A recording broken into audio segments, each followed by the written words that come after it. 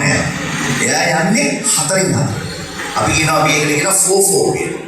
දැන් අපි පාරේ යනකොට අපි යන්නේ 1 2 3 4 1 2 3 4 ධා දින් දින් දා ධා දින් දින් පොත් ඉස්සරහට අපි එන විදිහ. අපි අපේ සාමාන්‍ය විදිහ මෙහෙම. අපි යන්නේ 4න් 4. පිරිමියෙක් කියන්නේ සාමාන්‍ය සුළුට 4න් 4ට යන්නේ. 1 2 3 4 1 2 3 4 බීට් එක ගත්තම ටි ටා ටි ටා ටි ටා ටි ටා ඔය වගේ බීට් එකට යන්නේ. ඒක මියුසික් කරන කෙනෙකුට තේරෙනවා. ඔය හදිස්සිය දාලා පාර මුස්කල් පැනනවා අර වාහන එනකොට පැන්නොත් ඒක වෙනම කරන්නේ. හරිද? එතකොට අර කොට වැඩි වෙනවා. ඒක තමයි ටිකල් බයිනවා මේ ඉස්සරහ. පාර පයින්කොට අපි ඒක තබ්ලා එකට ගන්නොත් ඒක තාම කියලා පයින්. එහෙම එනවා. ඊට පස්සේ ආයි 1 2 3 4 1 2 3 4 අර පැත්තෙන් මෙතනින් ඇවිල්ලා මෙහෙම නැවතිලා මෙහෙම යනකොට ටක්කල පාර පයින්නොත් අර පැත්තේ බස් එක වෙනවනේ. දෙදරකට දාව 1 2 3 4 නෝම තමයි අපේ ගමන පිරිමියෙක්. ගෑනු ළමයි යන්නේ. තරුණ ලස්සන ගෑනු ළමයි. යන්නේ ඒගොල්ලන්ගේ 3න් 3ට. එහෙම කියන්නේ කවුරු හරි ගෑනු ළමයෙකුට යන්න දීලා අපි බැලුවොත් මම එහෙම බලලා නැහැ සාමාන්‍යයෙන්. මම බලපුවා මේ අයියලාගෙන් මහලා දෙන 3න් 3ට තමයි. සුරුවි රායිලා මඩේකට පේලා යන්නේ 3න් 3ට මම.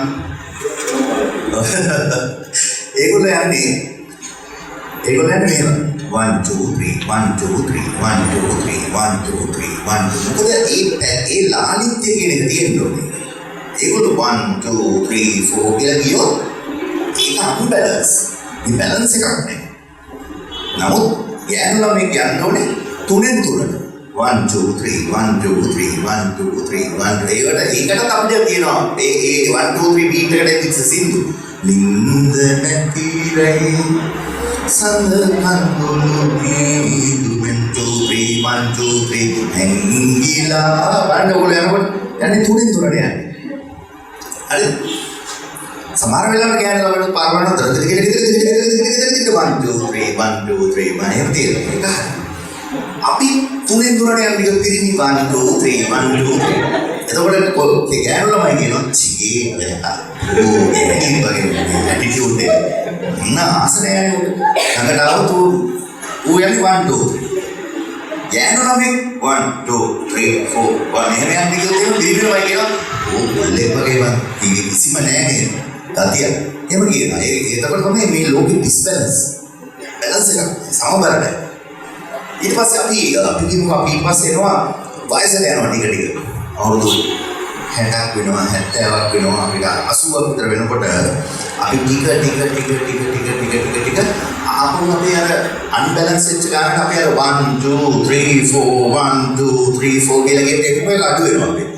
ස්පීඩ් එක අඩු වෙනවා. අපි 1 2 3 4 සමානයි අල්ලගෙන 1 2 ඒ පාර්ලිමේන්ත යනවා 3